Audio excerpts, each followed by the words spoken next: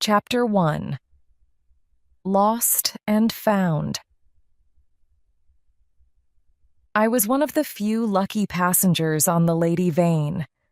When the ship went down in the Pacific in February 1887, I found myself in a small boat with another passenger, Helmar, and a sailor. I never knew the sailor's name. A fourth man jumped from the ship, trying to reach us, but his head hit the side of the ship. He went down under the water and never came up again. We had only a little bread and a small container of water on board.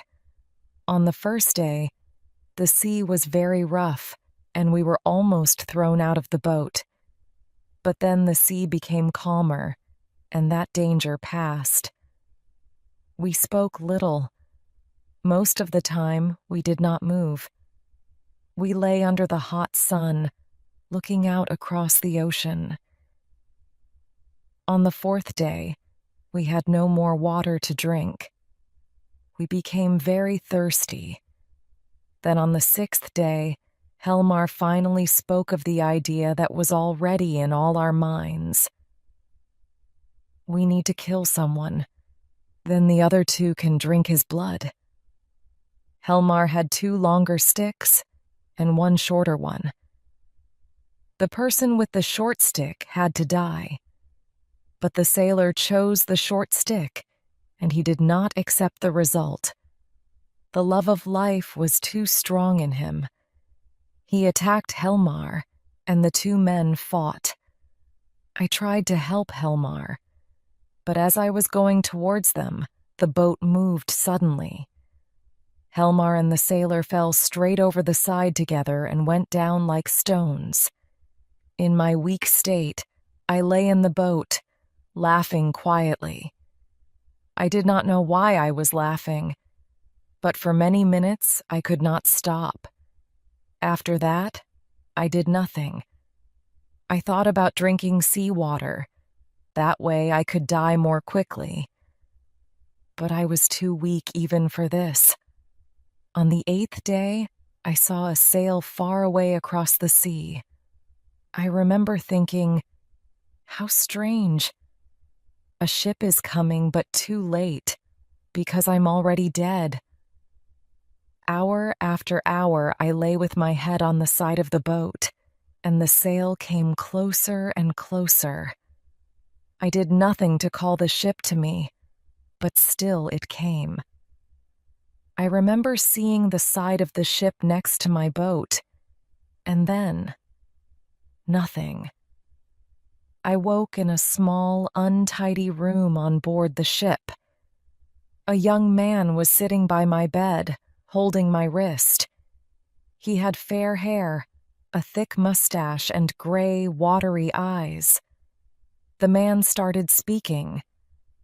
Suddenly, from above us, came the sound of metal against metal, and then the low, angry growl of an animal. The man showed no surprise, but repeated his question. "How do you feel now?" I tried to speak, but no sound came from my mouth. Luckily, the man saw the question in my eyes. "You were found in a small boat. You had no food or drink." I looked at my hand, terribly thin, with the skin hanging off it. Suddenly, I remembered my long days lost at sea. "Have some of this," said the man, offering me a red drink. It tasted like blood, but I drank it all. I soon felt a bit stronger. "You are lucky that I know about medicine," said the man. "What ship is this?" I asked slowly and painfully. These were my first words for many days. "The Ipecacuanha. Oh, and I'm Montgomery." The noise above us began again. "You'll be okay now," continued Montgomery. "You've been asleep for almost 30 hours, you know." I heard a number of dogs up above. "Can I eat?" I asked. "Of course." The cook is already preparing a meal for you." "That sounds wonderful," I replied. "But tell me, what happened to you? Why were you alone in that boat? Damn that noise." He stood up suddenly and left the room. He shouted at someone for a minute, then returned. "Well, you were starting to tell me your story," he said. I told him my name, Edward Prendick. I said, traveling in the Pacific because of my interest in natural history. He was excited by this and told me about his own days as a biology student in London. He asked me many questions about his favorite places in the city, the university, the shops, and most of all the clubs. "They were happy days," he said sadly. "But then I did something ally, and it all ended suddenly. 10 years ago now. I'll just go and ask the cook about your food." The growls above us started again, even louder and angrier. "What's that?" I called after him, but the door was already closing. Montgomery came back a minute later with some food, and in my excitement at the wonderful smell, I forgot about the animal noises. Chapter 2. The Ipecacuanha. I spent the day either eating or sleeping. The next morning I felt stronger and got out of bed. Montgomery lent me some clothes. They were too big. Montgomery was a tall man. But since my own clothes were destroyed, I was very grateful to him. As I dressed, he told me about the Ipecacuanha's captain, Davis. "He's drunk most of the time, but I don't have to worry about him for much longer. I'm getting off the ship soon." "Where?" I asked, surprised. Were we not still in the middle of the Pacific Ocean? "At the island where I live. I don't think it has a name." He gave me a hard look. "No more questions," his eyes seemed to say. Then I followed him out of the room for a walk around the ship. On the ladder to the top part of the ship, there was a man in our way. I could only see the man's back, but even from this view he seemed strange. He was very short and wide, with a hairy neck and a head that was in front of, not above, his shoulders. He wore dark blue work clothes and had long, thick black hair. The man heard our steps and looked round with the speed of an animal. His face was even stranger than his body. He had black skin and dark eyes with almost no white in them. His mouth was shaped more like a bear's or a dog's than a man's, with the largest teeth that you can imagine. The ugliness of this man hit me like a wave, and in my weak state I almost fell. But Montgomery held my arm and helped me towards the ladder. "Get out of our way, Maling," he shouted at the man. "You shouldn't be here. Your place is at the front of the ship with the sailors." "They don't want me with them," replied the man called Maling. "They don't want you with them?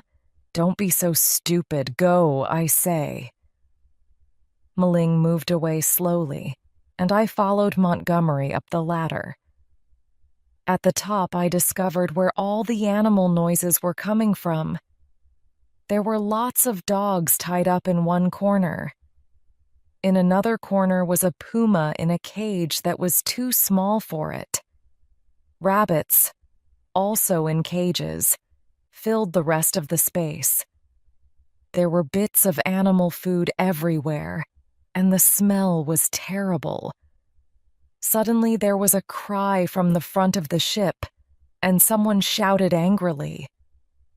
The strange man with the black face, Maling, ran towards us, followed by a man with red hair and a white hat. When the dogs saw Maling, they became even noisier than before. He stopped near them for a second. The other man reached him and hit him hard between the shoulders. Maling fell down next to the dogs, crying out in pain. The dogs growled angrily and jumped on him. Some sailors came to watch with interest. They did not try to help. "Stop that!" shouted Montgomery, hurrying towards them. Maling finally pushed the dogs away and stood up. He held on to the side of the ship, clearly afraid of the red-haired man's next move. Montgomery reached them. "This must stop, Captain," he said angrily, holding on to the red-haired man's arm. I stood behind Montgomery. The captain turned and looked at us rudely. His body moved from side to side as he stood there. He was clearly drunk. "What must stop?" he laughed. "Maling is your passenger. Keep your hands off him or—" "Damn you, Montgomery! This is my ship, and I make the rules. Maling works for me. Don't hurt him again, do you hear?" The captain looked at Montgomery sleepily for about a minute. "Damn scientists," he finally said in reply. Montgomery was getting very angry. "He's drunk, Montgomery," I said to him. "He won't listen when lies like this." "He's always drunk," Montgomery answered. "Does that give him permission to hit his passengers?" "My ship," the captain said, waving his hand at the cages, "was a clean ship. Look at it now." "You agreed to take the animals," shouted Montgomery. "And why do you want animals like these on your damn island, hey? And that man of yours, he's not a man. He's a monster." "You leave him alone, I say," continued Montgomery. "I'll cut out his insides if he comes to the front of the ship again. Sailors only at the front. Cut out his damn insides, I will. Damn you, and damn your crazy island." The captain continued to shout at Montgomery for some time. Montgomery took a step towards him. I did not want to fight on board, so I stopped him. "He's drunk," I said. "Just leave him." The captain started shouting rudely again. "That's enough," I shouted back at him. It was not sensible to shout at the captain, of course. I was alive only as a result of his help, and I had no money to pay for my journey on his ship. For some time he shouted angrily about his kindness to me. But there was no fight between Montgomery and the captain, and for that I was grateful. Chapter 3: Montgomery's Island. Late that evening, we saw land far out to sea, and the ship turned towards it. We were nearing Montgomery's Island. After supper, Montgomery and I stood outside, talking under the stars. I was interested to know more about his animals and his island home, but he seemed uncomfortable with my questions, so I soon changed the subject. We spoke about London and about science. But as we talked, my questions grew stronger in my mind. Why was a man of science living on an unknown island in the middle of the Pacific? Why was he taking the puma, rabbits, and dogs there? And who was that strange man who worked for him? I heard a noise behind me and turned. Montgomery's dark assistant was standing a few steps from us. He looked quickly towards me. For a second or two, his eyes shone red in the lights of the ship. It frightened me terribly. I thought of the stories that I read as a child, of monsters and strange animals of the night. Then the man looked away, and Montgomery was saying, "I'm going to bed now. There'll be lots to do in the morning."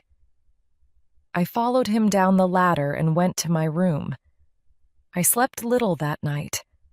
I was woken many times, both by the noises of the dogs and by my terrible dreams.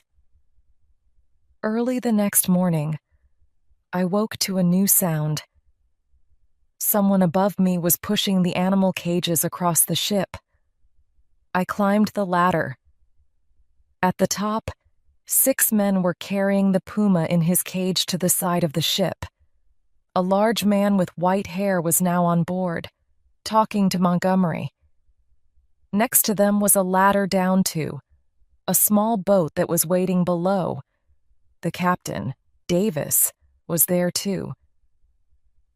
"We'll soon have a clean ship again," he was shouting. It was clear that he was still drunk. When the captain saw me, his rudeness from the night before began again. This was no surprise to me, but I never for a second imagined his next move. Pointing to the ladder down the side of the ship, Davis shouted, "That way! That way, Mr. No Money!" "I don't understand," I said. "What do you mean?" "I mean that we're cleaning out the ship. No room for Mr. No Money. It's time for you to go. That way, I say. That way." I looked at the captain in surprise. It was clear from his face that this was not a joke, but I was not too worried. The idea of a journey across the ocean with the drunk captain and his unfriendly sailors was not much fun, and I wanted to find out more about Montgomery and his mysterious island. I turned to Montgomery, but the white-haired man next to him said quickly, "We can't have you." "You can't have me?" I asked, very worried now. "Well, Captain," I began. He stopped me. "That way now, Mr. No Money. If they don't want you, we'll put you back in your boat.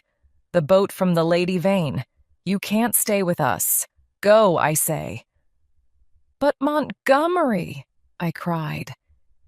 He shook his head and looked quickly at the man with white hair. "He's the boss. I can't help you," he seemed to say. I looked from the captain to Montgomery to the man with white hair. I cried to each man to help me, but none of them listened. When all of Montgomery's things were in his master's boat, it moved away from our ship towards a beach on the island, with Montgomery, his master, and Maling on board. The sailors then threw me roughly into the little boat where my troubles began 12 days before. It was half full of water and had no food or drink on board. They pushed the boat out to sea. I lay in the water at the bottom of it, crying like a baby. Luckily, Montgomery's master saw me in my boat and changed his mind. He turned his boat round to help me. I stopped crying, but my need was urgent. With so much water on board, my boat was going down fast. They had no space for me. There were 3 men from the island in their boat, with Montgomery, his master, Maling, and all the animals and boxes from the Ipecacuanha. But I used a cup from their boat to get out the water in the bottom of mine. Then we tied the 2 boats together, and they pulled me slowly to land. As we traveled in this way, I looked more carefully at the people in the boat. I now saw that Montgomery's master, the white-haired man, was quite old, 60 or more. I remembered from the Ipecacuanha that he was a very tall man, but as he sat next to the other 3 men from the island, his head only reached their shoulders. Were the men of this island the tallest in the world? Their height was not the only unusual thing about them. They had long, straight, black hair like the hair on a horse's neck, and they were covered from head to foot in dirty white cotton. Under the cotton, I could see dark, strangely shaped faces with bright eyes and big teeth. As I looked at them, I started to feel ill. I quickly looked away. We were nearing the island. There was a beach of gray sand with tall trees behind it. Between the trees was a simple house circled by a big stone wall. Soon we landed on the beach. The 3 men in white cotton helped Montgomery to carry the boxes onto the sand. I realized then that they were not very tall, but their bodies were unusually long, and the top part of their legs very short. Their knees moved in a very strange way when they walked. As the white-haired man passed them with the dogs growled angrily at them. I smiled gratefully as Montgomery's master came towards me. "Montgomery says that you're a man of science," he said. "We're scientists here too, you know. Biologists. You'll probably be with us for 12 months or more. Ships don't pass this island very often." Chapter 4. Dr. Morao. The white-haired man turned and walked quickly towards the house up the hill. I went to talk to Montgomery. "You've saved me again," I said gratefully. "Well, this island's not exactly London," he replied. "I can't promise that you'll enjoy yourself here. You'll have to be careful with." He stopped suddenly. "Can you help me with these rabbits?" He carried a cage of rabbits from the boat to the beach, opened the cage door, and threw the rabbits onto the sand. "Go and have lots of babies," he said as they ran towards the trees. "There isn't much meat to eat on the island," he explained to me. "We're hoping that the rabbits will make good food." I helped Montgomery with the rabbits until the white-haired man returned. Then the 3 of us walked together to the stone wall that circled the house.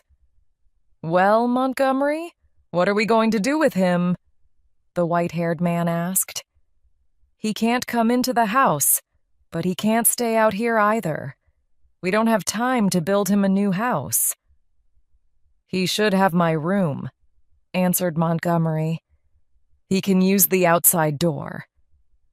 The white-haired man opened an outside door with a heavy key, and we all went inside. There was another door on the far side of the room, into the garden behind the stone wall. The door was half open. Montgomery quickly crossed the room and locked the door. "Keep that door closed at all times," his master said to me. "We don't want any accidents." He gave Montgomery a strange look. "And we must get you some food," he continued. "We didn't invite you here, of course, but you're our guest now. We'll try to make you comfortable." Then he walked out of the room by the outside door. The room was small, but pleasant. There was a little bed, a table and chair, and some books about medicine. "We usually have our meals in here," said Montgomery. Then he followed his master outside. "Morao!" he shouted. "Morao!" Morao, I thought. Where have I heard that name before? Montgomery's assistant, Maling, came into the room, bringing home coffee, a plate of vegetables, and a bottle of whiskey. As he put the loud on the table, his long hair fell in front of his face. I saw one of his ears. It had a sharp point at the top and was covered in thick hair. "Your breakfast, Mr. Prendick," he said as he left the room. I started to eat the food gratefully, but I left the whiskey. I have never been a drinker. Suddenly, I remembered. Morao.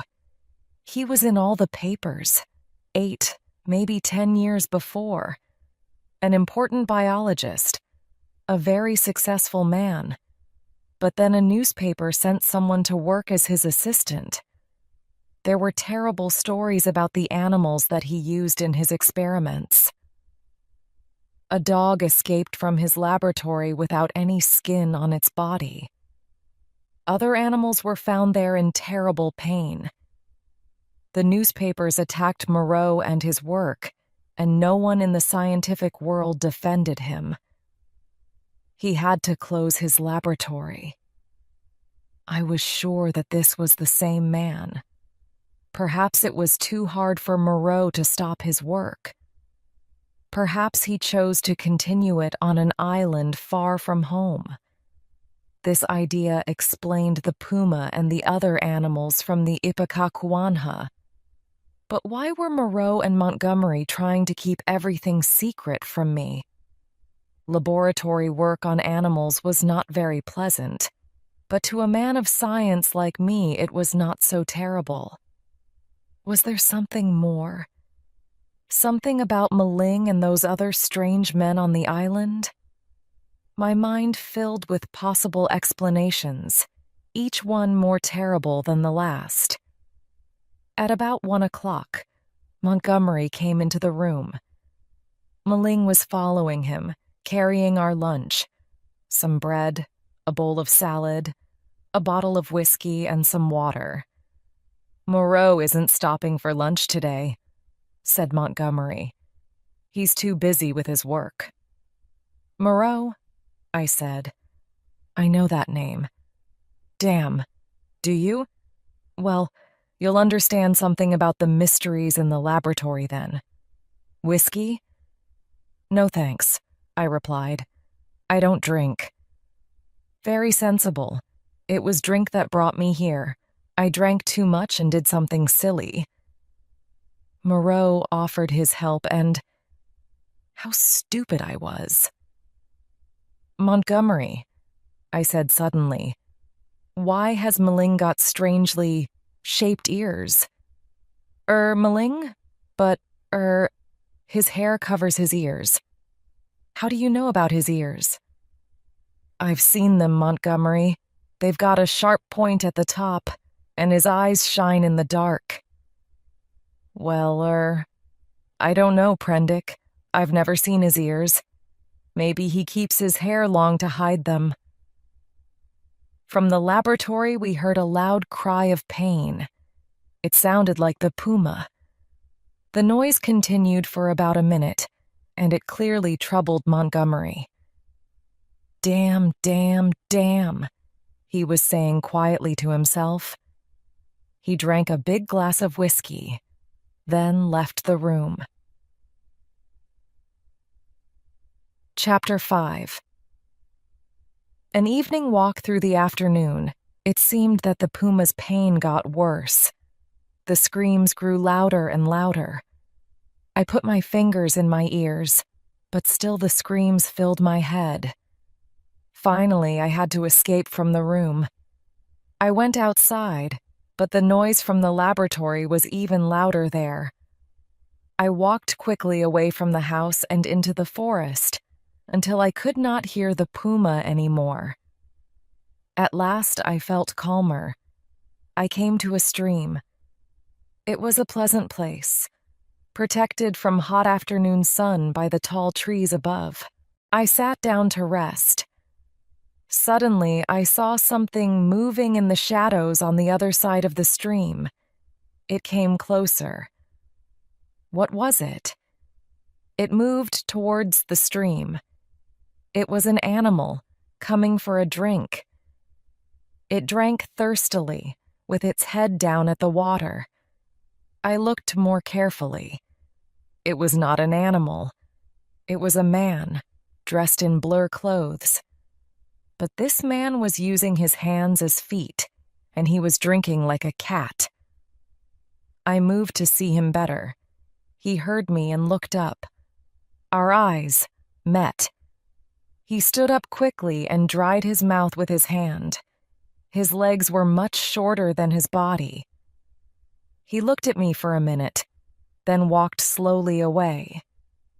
I too started walking. I did not feel comfortable by the stream now. I crossed it and went uphill. I was surprised by a bright red piece of ground in the middle of the green of the plants. I looked closer. There was a dead rabbit there, half eaten and still warm. I thought about its killer. A dangerous animal, or that strange man by the stream? I realized that I knew nothing about the dangers of the animals or people in the forest. It was a bad idea to walk alone in a strange place like this. I decided to go back to the house. I started running. I almost ran straight out into an open space, but stopped myself just in time. In this space between the trees, I saw 3 strange people. One was clearly female, the other 2 male.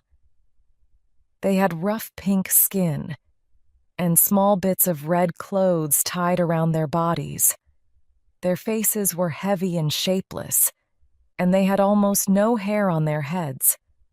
Their legs were unusually short, and their feet were very small, with no toes. They talked quietly together. Or were they singing? They moved their bodies from side to side in a kind of dance, and repeated the same words again and again. Memories of Sundays in church came back to me. Were these strange people practicing their religion? I continued to watch them. There was something animal about these people. At first, this idea was not clear in my mind. But then one of the men fell to the ground. For a few seconds, he was using his arms as legs, and suddenly I realized, with their rough pink skin and heavy faces, these people were like pigs. I moved away from them as quietly as possible and walked towards the beach. Suddenly, 30 meters in front of me, I saw the man who was drinking at the stream earlier. His eyes shone green as he looked at me. Then he disappeared between the trees. I did not move. I could still feel his eyes on me. "Who are you?" I shouted, but there was no answer, and I could see nothing in the shadows of the forest. I realized now that it was getting dark. I needed to reach the house quickly. The idea of a night alone in the middle of the forest was too terrible to think about. I started walking again. I felt that someone was following me. But each time I looked back, I saw nothing. For a long time, I could not find the beach. I went one way, then another, losing hope. But finally, I heard the sea. I followed the sound, and after a few minutes, the forest opened onto the beach. Gratefully, I started walking along the sand. When I stopped for a rest, a shadow behind me stopped too. "Who's there?" I asked shakily. The thing did not reply. As I stepped hack, my foot hit a stone. With my eyes still on the shadow, I slowly picked it up. Seeing my movement, the thing moved away. Crazy with fear, I now ran. I heard feet behind me, and I ran faster. The yellow light from the house was in front of me, but still far away. Too far. The thing behind me was getting closer and closer. It jumped at me, and I turned towards it with the stone in my hand. The stone hit its head, and it fell down onto the sand. Chapter 6. Morao's Laboratory. Shaking, I ran towards the house. I heard Montgomery's voice. "Prendick!" he was shouting. "Prendick!" When I reached him, I fell weakly into his arms. "Where have you been?" he asked. "We were working all afternoon and we forgot about you. We only started looking half an hour ago." He helped me into the house, and I sat down. I was still shaking terribly. A walk in the dark, alone. What were you thinking, Prendick? I was afraid that. Please, I said quickly. Please lock that door. He looked at me carefully. So you've met some of our people. He locked the door and gave me some whiskey. For the first time in my life, I drank it. I described the attack on the beach and the strange people in the forest. What does it all mean, Montgomery? I asked. It's nothing too terrible, I promise you, he replied. But you've had enough for one day. You should get some sleep. But what was that thing on the beach? Was it an animal or was it a man? Listen, Prendick, you've had a terrible few days, and you haven't had enough sleep. Drink this medicine so you can sleep through the noise of that damn puma. We'll talk in the morning. He was right. I was too tired to talk now. I drank his medicine. He helped me into bed like a child, and soon I was asleep. When I woke, it was late morning. There was some breakfast on the table, and I ate hungrily. Montgomery opened the inside door, the door into the garden, for a quick hello. We're very busy in here, I'm afraid. No time to talk. He closed the door again, but I discovered later that he did not lock it. I returned to my breakfast. Suddenly there was a cry of pain from the laboratory. But this time it was not the puma. It sounded exactly like the cry of a man. I did not move. My ears waited for the sound again, but there was nothing. Perhaps it was my imagination, I thought. Then it came again. This time there could be no mistake. A man in the laboratory was screaming and crying with pain. I ran straight to the door to the garden, threw it open and went outside. Montgomery was near the door. Prendick, stop, he shouted, through an open door on the far side of the garden. I saw something pink, tied to a table. It was covered in blood and bits of white cloth. Then Morao was in front of me. He picked me up and threw me back into my room. I heard the key in the lock, and Morao saying, I'm not going to stop the work of a lifetime because of him. But he doesn't understand, said Montgomery. I could not hear the rest. As I stood up shakily, my mind was lull of the most terrible ideas. What were they doing to the man in there? I thought again about those strange people in the forest. Were they the results of Moreau's terrible experiments on ordinary men and women? It seemed the most believable explanation. And what about me? Did they plan to use me in their experiments too? It was clear to me that my life was in very great danger. Luckily, the outside door was still open. I picked up a walking stick to defend myself against these crazy scientists. Then I ran to the door. I heard someone outside. It was Montgomery. Was he planning to lock me in my room? I ran at him with my stick, and he stepped back. Prendick! He cried out in surprise. Don't be stupid, man! I ran north along the beach. Montgomery was behind me, shouting. I could not hear his words. I turned into the forest and ran for a kilometer or two. Then I stopped and listened. I heard a dog, then Montgomery's voice, but they were getting further and further away. No one was following me. I found a good place to hide, in the shadows of the trees. There I sat for many hours, too afraid to move. I tried to make a plan. But how could I live alone on the island? I did not know how to catch rabbits or fish without the right equipment. I did not know what forest fruits and vegetables to eat. Could I ask the strange animal men of the island for help? How dangerous were they? My hiding place was getting uncomfortable, so I lay on the ground for a minute. Suddenly, high above me in the trees, I saw a pair of eyes, a black face. The face moved closer. I held my stick tightly as an ape-like person dropped from the trees. You, he said. Chapter 7. Meeting the Animal Men. You, he said again. In the boat. Yes, I answered. I came in the boat. From the ship. Oh, he said. His eyes traveled over me.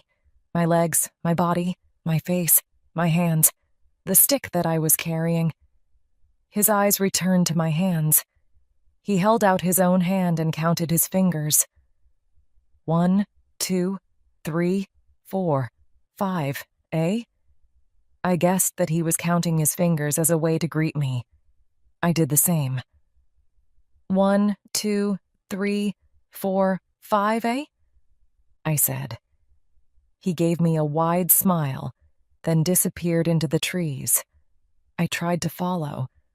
I found him hanging onto a tree by one arm. Excuse me, I said. He dropped to the ground. Standing up straight, his arms hung below his knees. Do you know where to find food? I continued. Food, he said. Eat man's food now, at the huts. But where are the huts? I asked. I'm new here, you see. Together we walked through the forest. I wanted to find out as much as possible from him. How long have you been here? I asked. How long? He repeated. When I asked my question again, he held up 3 fingers. Did he mean 3 months? 3 years? I was not sure. I tried some other questions. His answers were difficult to understand. Some were on a completely different subject. After Moreau's experiments on him, this man was unable to have a sensible conversation. After a long walk, we came to a rocky place near the sea. I followed the ape man along a narrow path between 2 rocks. It went downhill steeply, getting darker and darker. At the bottom, in complete darkness, the ape man stopped and said, "Home." The place had a terrible smell, and there were strange noises all around me. Slowly, my eyes started to see. I was standing next to a line of huts that used the steep rock face for their back walls, and bits of tree for their front walls and roofs. As they came towards me, I had no more hope of life, but I could still choose something better than the pain of Moreau's laboratory. I walked straight into the sea. When I was 30 meters out, the water was still only at my waist. From the beach, Montgomery shouted, "What are you doing, man?" "I'm going to kill myself," I said. Montgomery looked at Morao. "Why?" Morao asked. "Because it's better to be dead than one of your experiments." "I told you," Montgomery said to Morao. "Why do you think that you'll be one of my experiments?" asked Morao. "I saw him in your laboratory, and those animal people, they—" "Stop," said Morao. The animal men were listening to us from the tree line. "I won't stop," I cried. "Those poor people, they were men. But you've changed them. You've turned them into animals. Monsters." Montgomery looked very worried. "Stop that, Prendick. Please, man, stop." The animal people looked at me strangely. They moved closer to hear me better. "Listen to me for a minute," said Morao. But in Latin. I hope you learnt it at school. He started speaking to me in Latin. My Latin was not very good, but his meaning was clear. These animal people were not men, he explained.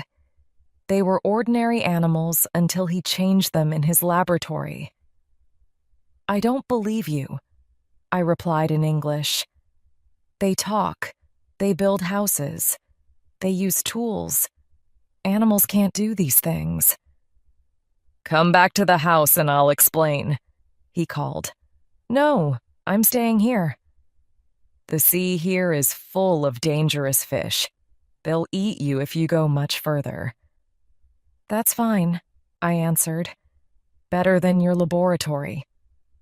Wait a minute, he said. He took a gun out of his pocket and put it down on the sand. Montgomery will do the same, he said. We'll go up to the top of the beach. Then you can get the guns. I won't, I answered. You've probably got a third gun somewhere. Think sensibly, Prendick. We didn't want to have you on this island. Why not, if we needed you for our experiments? Why did you tell the animal people to catch me? I asked. This island is dangerous. We wanted to bring you back to the house. It's safer there. I was silent, thinking. Was it possible that his words were true? But I saw, I said, in the laboratory. That was the puma, cried Montgomery. Listen, Prendick, this is crazy. Come out of the water, pick up the guns, and talk.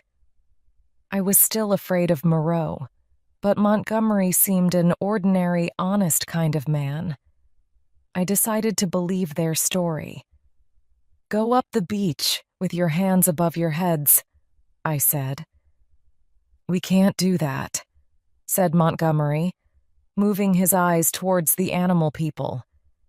They mustn't see their masters in a position of weakness.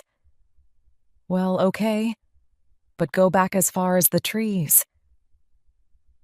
When Morao and Montgomery were at the tree line, I picked up the guns and joined them under the trees. That's better, said Morao in an unfriendly voice. I've lost a day's work because of you. Without another word, he and Montgomery turned and walked back towards the house. The animal people watched me silently. Were they ordinary animals in the past? Perhaps. But in that minute, they had the look of small children who were trying to think. Chapter 9. Morao's Work. You really are an impossible guest, said Morao after supper. If you try to kill yourself again, I won't stop you. He sat at the table, smoking. I sat as far away from him as possible, with the two guns still in my hands. Montgomery was not there. I did not feel comfortable yet with both of them in this small room with me. So, Prendick, said Morao, I've shown you the puma in the laboratory. Do you agree that it's a puma, not a man? Yes, it's a puma, but you've done terrible things to it. I hope I never see an animal hurt like that again. You stop, Prendick, stop. Montgomery spoke like that when he was first here. It's really very boring. Right, you agree that it's the puma. Now be quiet so I can give you a lesson in biology. It's surprising that no one has done my kind of work before. Doctors have been able to change people's bodies and faces for many years, of course. They can rebuild a destroyed nose with skin from above the eyes. They can take teeth from one person and use them in the mouth of another. And they can even use bits of an animal's body to mend the body of a man. But until now, no one has tried to change one type of animal into another type of animal. The people on this island were built in my laboratory. Their animal bodies were cut and pushed into new shapes. But the changes to the body were only the start. I shaped their minds too. I changed their blood. They feel differently, think differently. They have even learnt to talk. But why? I said. Why do you turn them into people, not into sheep or horses or... It seemed a dangerous idea to choose the shape of man. Some things should be the business of religion, not science. Oh, I haven't only made people. Once or twice I've... He was silent, for a minute perhaps. How quickly the years pass. But what is the purpose of your experiments? You hurt these animals terribly, but your science has no useful result. Pain is just a little thing, Prendick. While you worry about pain, you are no better than an animal. Each of my experiments gives the answer to a question, a big question. But it also asks a new question. There is always more to find out. I came here with Montgomery 11 years ago. We had 3 boys with us from another Pacific island. They built the house for Montgomery and me. For themselves, they built the huts where the animal people now live. My first experiments here were on sheep, but they weren't very successful. Sheep are too fearful, too stupid. Then I tried an ape. When my work was finished, this ape looked like a real man. He had no memory of his earlier life. I became his teacher, and after 3 or 4 months he could speak quite good English. He wasn't very clever, but I've known stupider men. I introduced him to the 3 boys. At first they were very afraid of him, but they soon started to like him more. He lived with them and copied their way of life. He built a hut like theirs. They even taught him to read. I was very pleased with my first ape man. I planned to write a description of the experiment for a science magazine. But one day I visited him and he was making ape noises from the top of a tree. And he was never quite the same after that. The animal in him grew stronger and stronger. I decided to make a more successful animal person before I told the scientific world about my work. For the last 10 years, I have made more and more successful animal people. The hands and feet are difficult, and none of them can smile. But the main problem is that the animal in them has always grown back. I haven't told the world about these small successes yet, because I can do better. I will do better. This puma... He stopped himself suddenly. And that's the end of the story. The 3 boys are all dead now. There are a lot of accidents on this island, but Montgomery is still with me and... He stopped. I sat in silence, watching his face. How many are there? I asked him finally. More than 60, I think. I've made about 120 in total, but many have died. There are a few women and they sometimes have children, but the children always die. And when you've made these monsters, you send them to the huts, I said. They choose to go there, he explained. Most of them stay away from this place. A weak memory of their pain here, I think. And they follow the rules that the boys taught them. They call it the law.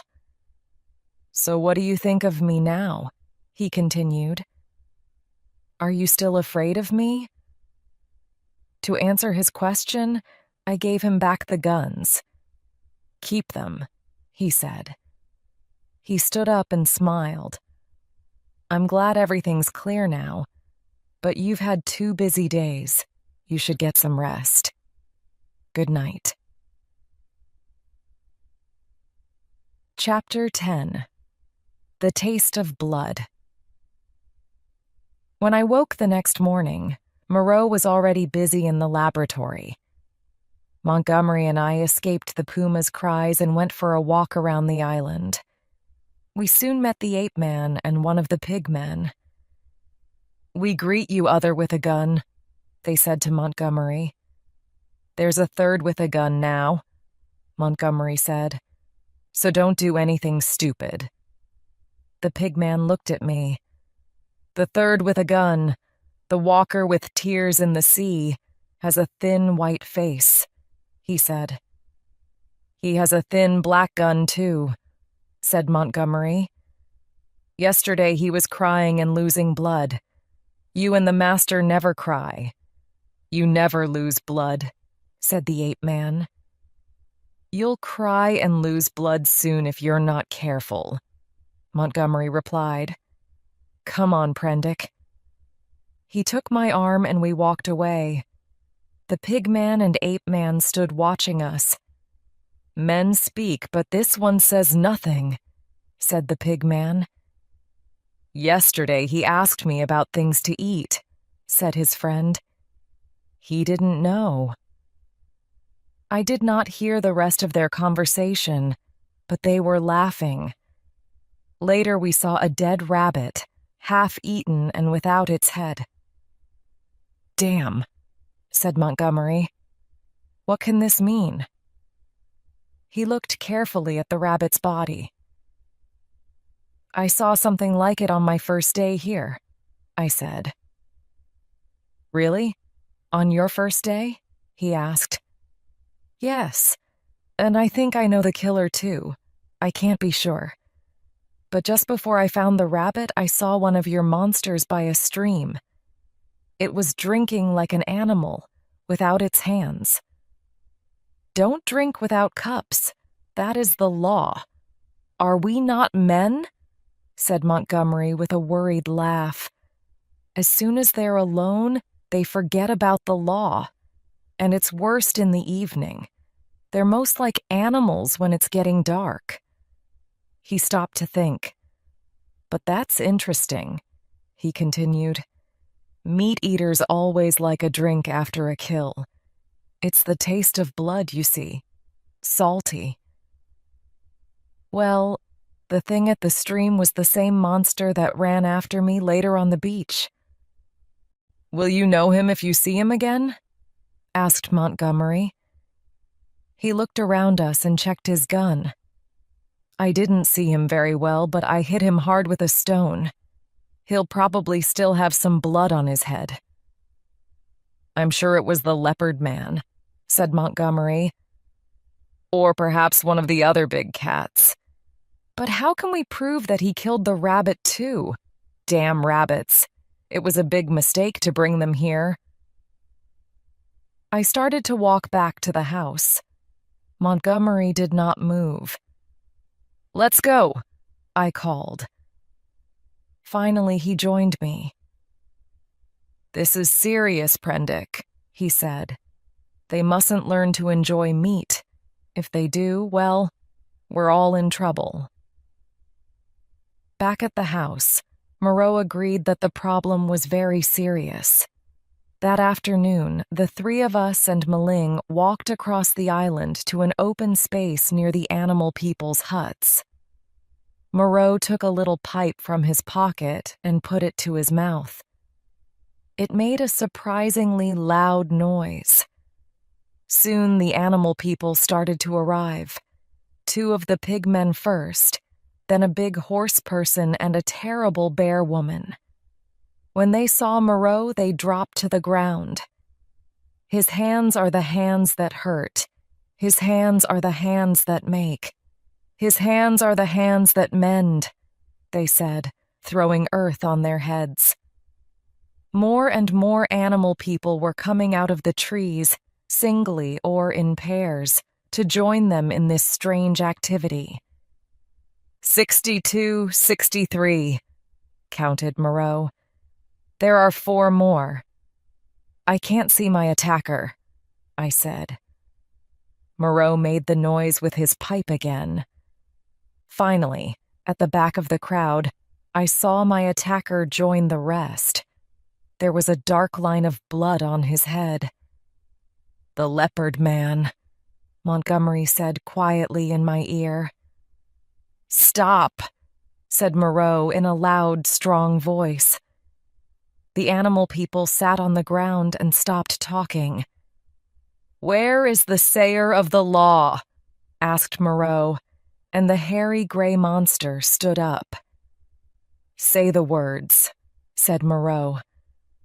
The gray monster and the others began the words of the law. When they reached, "Don't eat meat or fish, that is the law," Morao held up his hand. "Stop!" he cried. The crowd was suddenly silent. They looked nervously at their neighbors, waiting for Moreau's next words.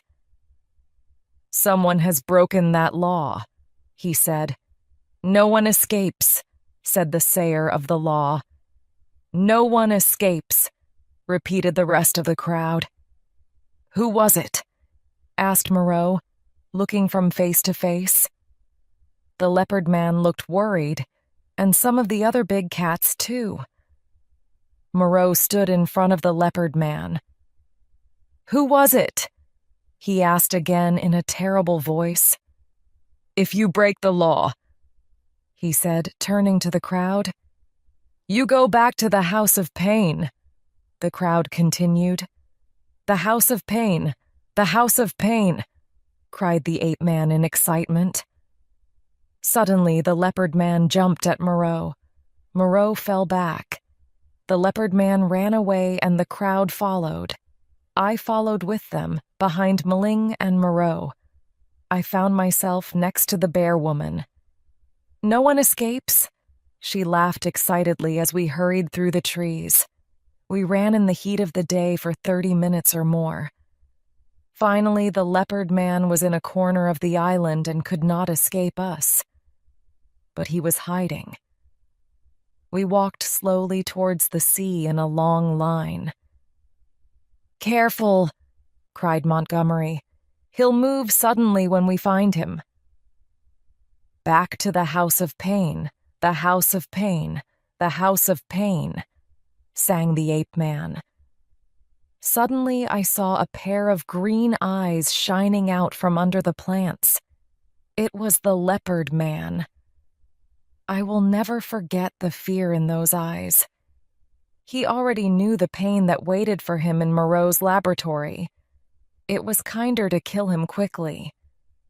I got out my gun and shot him between the eyes.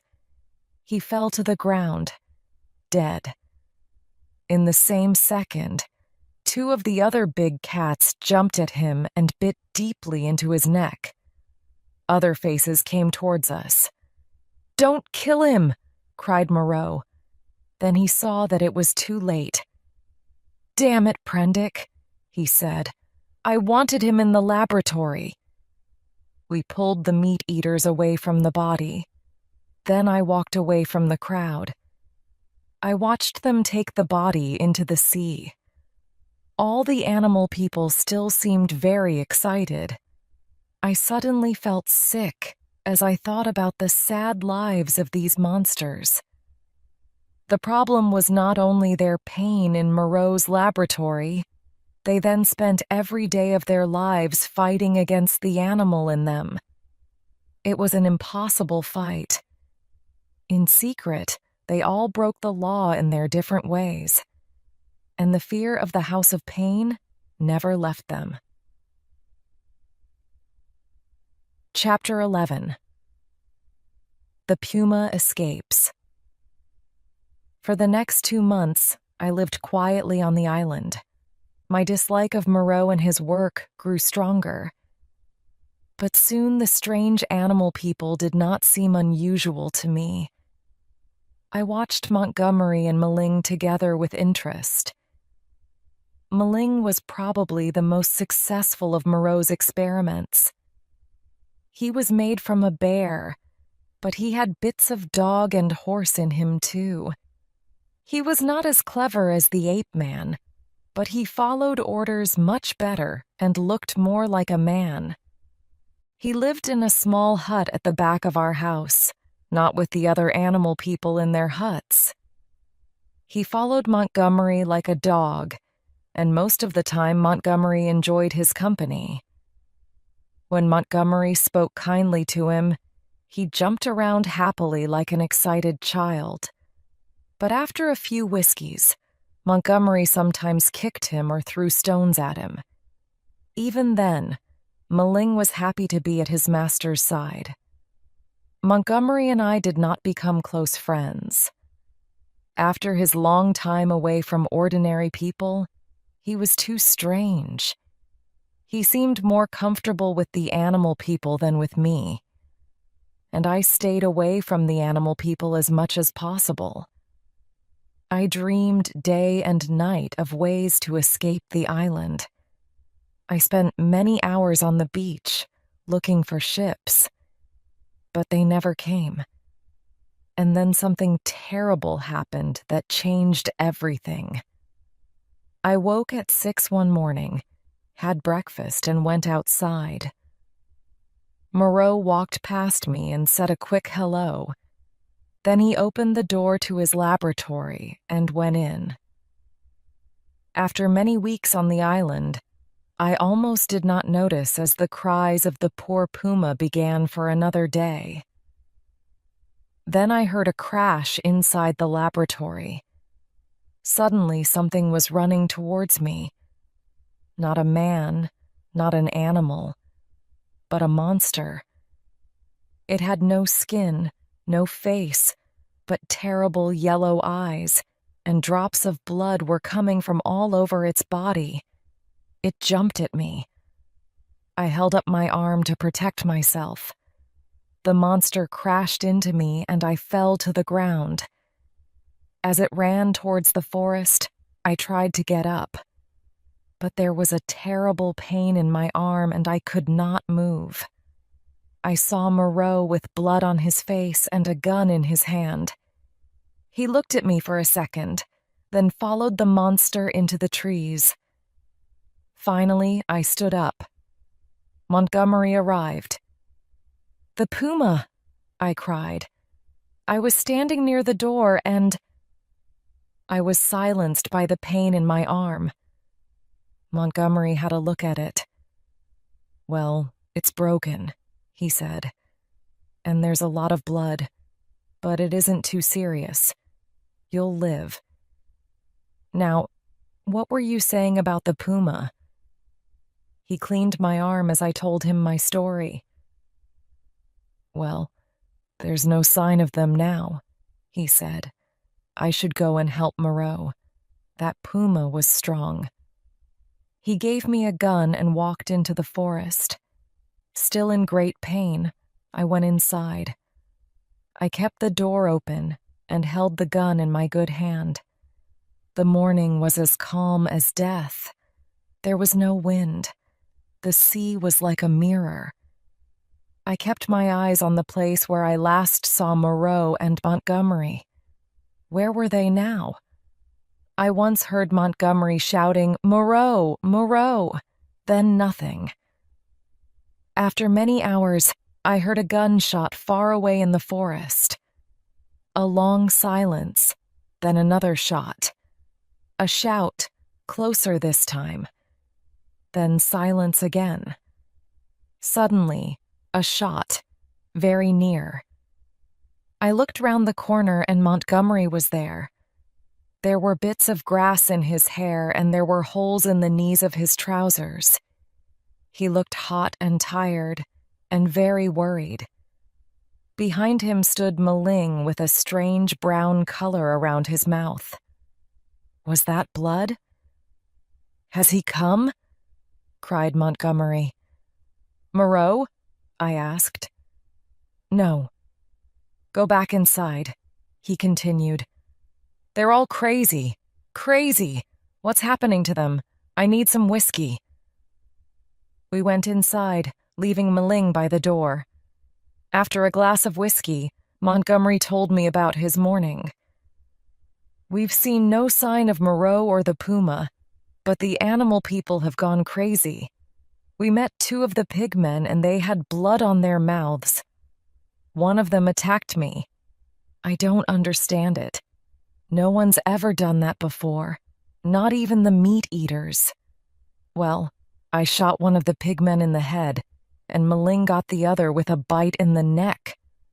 Maling's damn teeth probably saved my life today. We met a meat eater too, one of the big cats, with blood on its mouth and a broken foot. I shot it. Well, it's better to be safe. What does it all mean? I asked. Montgomery shook his head and picked up the whiskey bottle. I left him with his drink for some time, but he was clearly getting drunk, and that was dangerous on a day like this. Listen, Montgomery, something's happened to Morao, I said. He's been out for too long. We need to find him. Montgomery did not want to go, but in the end, he agreed. We had a quick lunch, then stepped out into the heat of the day. Chapter 12. The search for Morao Maling went in front. Montgomery followed, with his head down and his hands in his pockets. He could not walk in a straight line because of the whiskey. My left arm was tied up and painful, but luckily my right arm was fine.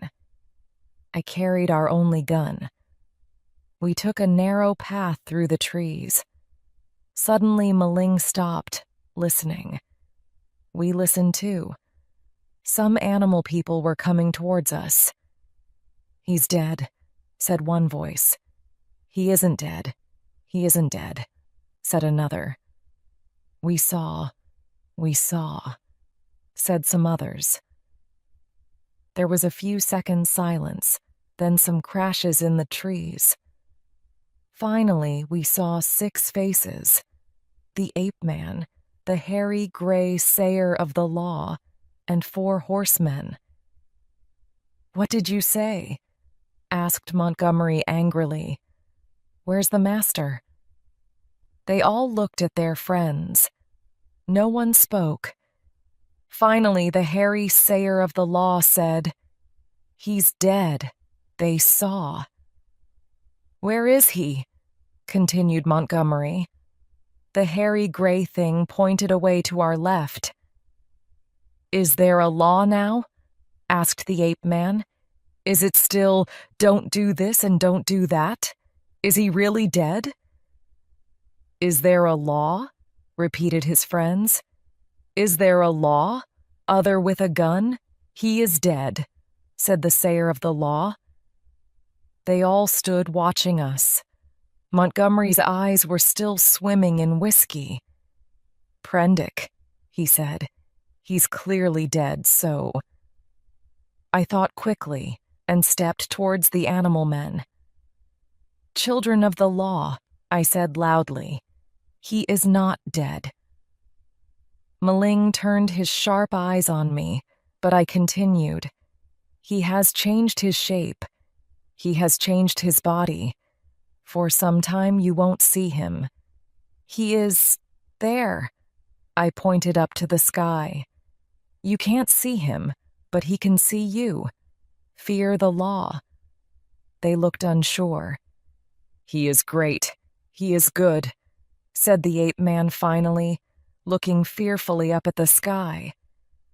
"And the other thing?" I asked them. "The thing with blood and screams is dead too," said the sayer of the law. "Good," said Montgomery to himself. "The other with the gun," began the sayer of the law. "Yes," I said. "He says the master is dead." Montgomery was not too drunk to understand my purpose in all this. "He's not dead," he said now. "He's no more dead than I am." "Some have broken the law," I continued. "They will die. Some have died already. Show us the master's old body." "It is this way," Walker with Tears in the Sea. said the sayer of the law. We were following him through the trees when suddenly a rabbit crossed our path. Behind it came a great bear man, too fast to stop. The sayer of the law stepped out of this monster's way. Maling jumped at it but was pushed off. Montgomery turned to run. Quickly, I pulled out my gun and shot straight into the monster's ugly face. Its face was destroyed, but still it came towards us. It caught Montgomery in its arms as it fell to the ground, dead. Slowly, Montgomery shook himself out of the monster's lifeless arms. The sayer of the law came nervously to look. "You see," I said to him, "the law is alive. This man is dead because of the law. No one escapes." "No one escapes," he repeated. His friends joined him to look at the dead bear man. Finally, we continued our walk. At the west corner of the island, we found the dead puma. It was shot in the shoulder and half-eaten too. Then, a few meters away, we found another body. It lay face down, its white hair covered in blood. With the animal men's help, we carried Moreau's body slowly back to the house. It was getting dark. We heard many strange noises through the trees, but we were not attacked again. Maling went off with the other animal men. Montgomery and I could finally talk. "We have to plan our escape from the island," I said. Montgomery was not drunk now, but his mind was very troubled. Life on the island without Morao was impossible for him to imagine. "No one wants me in the real world," he said. "It's okay for you, Prendick, but this place is the only home that I have. And what about the animal people? The good ones? They need our protection." "What will happen to them if we go?" I asked. "The meat-eaters will eat the others. They all change back to animals in the end." He reached for the bottle of whiskey and drank a large glass of it. He offered some to me, but I refused. Another glass disappeared down his neck, then another, as he talked about the animal people. "Maling is the only person in the world who has really loved me," he said drunkenly. "Where's Maling? Where is he? I want to have a drink with him. Maling, Maling." I tried to stop him. "You can't give him drink. He'll—" "Get out of my way," shouted Montgomery. Suddenly his gun was pointing at me. I stepped back. "Everything's gone wrong," he cried. "Tomorrow I'll probably kill myself.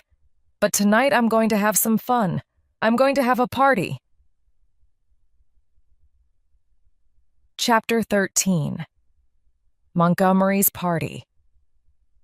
Montgomery turned and went out into the moonlight. "Maling, Maling, old friend," he shouted.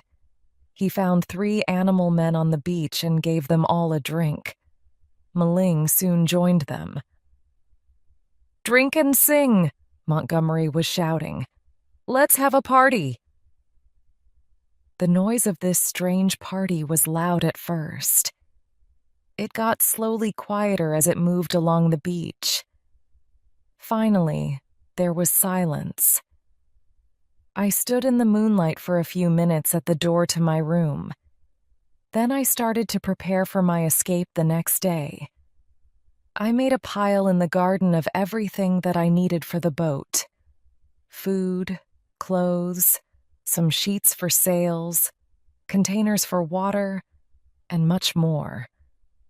A few hours before morning, Montgomery's group returned. They were singing noisily on the beach and breaking wood for some reason. But I was busy, working by the light of my oil lamp. I soon stopped noticing their noise. When it was getting light, Montgomery's group finally stopped singing. There was a shout of, "More! More!" Some angry words followed, then a loud scream. The scream worried me. I stood and listened. There were more shouts. Then, suddenly, a gunshot sounded. I picked up my own gun and hurried towards the noise. As I ran, I kicked some of the things in my pile. There was a crash of broken glass, but I did not stop. Who had the gun, and why were they shooting? I opened the door and saw a small fire on the beach. Around it was a pile of bodies, fighting. Montgomery was calling my name. I ran towards the fire. I shouted as loudly as possible and shot into the air with my gun. Someone cried, "The master! The master!" The group stopped fighting. A number of animal people ran away in fear and disappeared into the trees. I then turned to the bodies still by the fire. Montgomery lay on his back with the hairy gray sayer of the law on top of him. The hairy monster was dead, but still held Montgomery's neck in its sharp teeth. Maling lay next to them, with a big bite in his neck and a broken whiskey bottle in his hand. 2 other bodies lay near the fire. One did not move. The other was crying in pain. It sometimes lifted its head slowly, then dropped it again. I pulled the sayer of the law off Montgomery. Not an easy job with my broken arm. Montgomery looked terrible, but still alive. I put a few drops of seawater on his face, took off his jacket and rested his head on it. Maling and the person next to him were dead. The last one's body was badly burnt in the fire, and after a few minutes he was dead too. I knew very little about medicine. What could I do to help Montgomery? Before I could do anything, I heard a strange noise behind me. I looked around. Fire and clouds of black smoke were coming from the house. I thought back. The crash. The broken glass. I knew immediately the reason for the fire. The broken glass was my oil lamp. The fire was already burning strongly. It was impossible to save any of the things inside. My mind turned to my plan of escape, and I looked for the 2 boats on the beach. They were not there. Slowly, I understood. Montgomery's fire used wood. The wood of the 2 boats.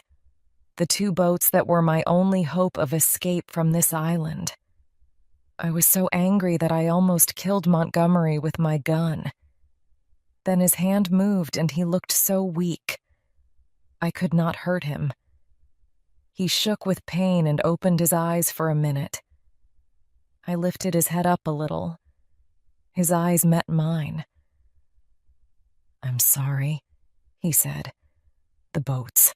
I've been so stupid." His eyes closed and his head fell to one side. "Montgomery?" I said. "Montgomery!" I felt his heart. He was dead. I sat alone on the beach for about an hour, doing nothing. Ideas raced through my head, but no sensible plan came to me. Then 3 animal men came out of the trees. Slowly, they walked towards me. The smell of the dead bodies pulled them closer and closer. Alone, I faced them, with the gun in my one good hand. "Get down on your knees," I said loudly. They stopped and looked at me. I repeated my words and moved towards them. One went down on his knees, then the other too. I walked past the dead bodies, keeping my eyes on the 3 on their knees. "They broke the law," I said, putting my foot on the sayer of the law. "And now they are dead, even the sayer of the law, even the other with the gun. The law is great." "No one escapes," said one of the men on the ground. "No one escapes," I repeated. "You must follow my orders. Now stand up." They stood. I took Montgomery's gun from him, then said, "Take him. Carry him out to the sea." They were afraid to touch Montgomery, but they were more afraid of my gun. Finally, they lifted up his body and walked into the sea with it. They did the same with the other bodies. Then I sent them away. I needed some time to think. How could I live on the island now? How could I escape? The house was destroyed, so I could not even sleep without fear of attack. The animal people's fear of my gun was my only hope. I needed to become their master, a new Dr. Morao. After a short rest, I started walking towards their huts. When I got there, I was hungry, thirsty, and very tired. As bravely as I could, I walked towards a small group of the animal people. They did not get down on their knees. I was too weak to order it. I just asked politely for food and drink, and they pointed towards one of the huts. I was stupid. In that minute, I lost my position as their master. They were never afraid of me as they were of Morao. In an empty hut, I ate some fruit. Then, with my gun in my hand, I fell into a troubled sleep. When I woke up, it was dark outside. My arm was hurting. At first, I could not remember where I was. Then the terrible memories of the last 2 days came back to me. I heard something in the hut. I saw a dark shadow near my legs. It was slowly moving. Who or what was it? I waited. Suddenly, something soft, warm, and wet passed over my hand. Chapter 14. Alone with the animal men, I almost screamed. "Who's that?" I asked. "I, master," said the shadow. "Who are you?" "They say that there is no master now, but I know. I carried the bodies into the waves for you, walker with tears in the sea. I carried the bodies of the people that you killed. I am yours, master." I remembered him on the beach. A dog man. He seemed safe. "Good. That's good," I said. His tongue passed over my hand again. "But where are the others?" "They are saying bad things. They are saying, 'The master is dead. The other with a gun is dead. The walker with tears in the sea is like us. We love the law, and we will keep it. But we have no master now, no house of pain.' They say these things, but they are wrong. I know." In the darkness, I reached for the dog man's head and touched it lightly. "Soon you will kill them all," he continued. "If they break the law, I will come for them." "Master always knows best," said my new friend. We left the hut and found a crowd of animal men around a fire. "He is dead. The master is dead," said the ape man. "There is no house of pain." "He is not dead," I said in a loud voice. "Even now he is watching us. The house of pain has gone, but it will come again, and the master too will come again. Every minute of every day he is watching you and listening. There will be pain and death for anyone who breaks the law." "True, true," said the dog man. They were very surprised by my words. Animals can be clever and dangerous, but only a real man can lie. "The walker with tears in the sea says a strange thing," said one of them. "Can it be true?" said another. For an hour we talked, and by the end many believed me. Finally they went to their beds, and I went with them. I was safer with a group of them than with one alone. This was the first night of 10 months alone with the animal. Men. In the first month, I spent a lot of time with them. I even started to like some of them, the dog man and a few others. But as the months passed, the animal people began to change. It became difficult for them to walk on 2 legs. Their hands became useless. Their bodies grew more and more hairy, and they stopped wearing clothes. Their language skills suffered too. Their words became difficult to understand. Then they stopped using words completely. After about 6 months, the law was almost completely forgotten. They still ate only fruit, but for the meat eaters, this could surely not last long. Every day I watched the sea for ships. 3 times I saw a sail and lit a fire, but no ship came close to the island. After many months, I decided to build my own boat. But stupidly, I built it in the forest, far from the sea. It was destroyed as I pulled it over rough ground to the beach. Then, life got worse. As I was walking in the forest, I saw something red. A dead body.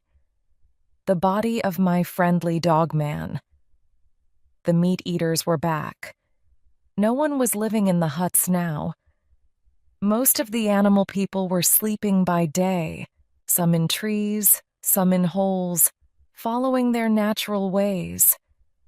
At night they were awake, and their growls and screams filled the darkness. The dogman's was the first of many dead bodies that I found around the island. I too started to sleep by day. That way I could defend myself more easily from a night attack. I also started to build another boat, this time on the beach. When it was finished, it was stronger than the last one. But I had one problem that I could not solve. I needed fresh water for the journey that I was planning. But I had no container. I walked around the island again and again, looking for a possible container. But I found nothing. Then a happy day arrived. There was a little sail out at sea, and it was coming closer. I lit a fire and fed it all day. The sail came towards the island, slowly, slowly. When night fell, it was still a long way from land. All night I kept my fire bright.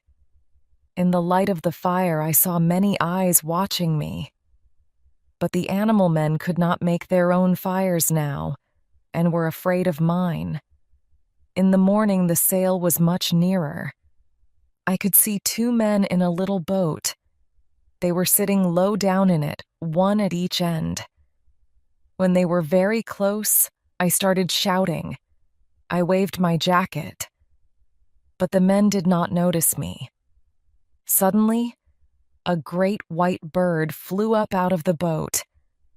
Again, the men did not move. A cold fear took hold of me. Finally, the boat reached the beach. The men, long dead, fell to pieces when I pulled them out of the boat. One had bright red hair. The other had a hat with the word Ipecacuanha on it. 3 of the meat eaters were soon by my side, interested in the smell of the bodies. I was too weak to keep them away, but I could not watch their terrible meal. I pulled the boat into the water and sailed it along the beach. That night, I slept in the boat. In the morning, I filled its water container at the stream. Then I shot and cooked 3 rabbits and picked a large amount of fruit. I put the food and drink into the boat and sailed away from the island. The wind took me slowly southwest, and soon the blue of the ocean was all around me. After the last few months, it felt good to be completely alone. 3 days later, I was picked up by a ship. I seemed crazy to the sailors, of course. I was wearing almost nothing. It was many months since my last conversation with a real person, and my description of the island and its strange population was difficult to believe. For 30 years, I have kept quiet about my adventures on the island. Perhaps even now no one will believe me. But what does it matter? I am an old man. I will soon be dead. I have lived a quiet life since my return from the Pacific. People do not feel comfortable in my company. They see something strange in me. Perhaps I became a little like the animal people who I lived with for all those months. And I do not feel comfortable in the company of others either. I fear that secretly they are animal people. I fear that the animal in them will soon grow stronger. I fear that one day they will attack. It is a fear that never completely leaves me.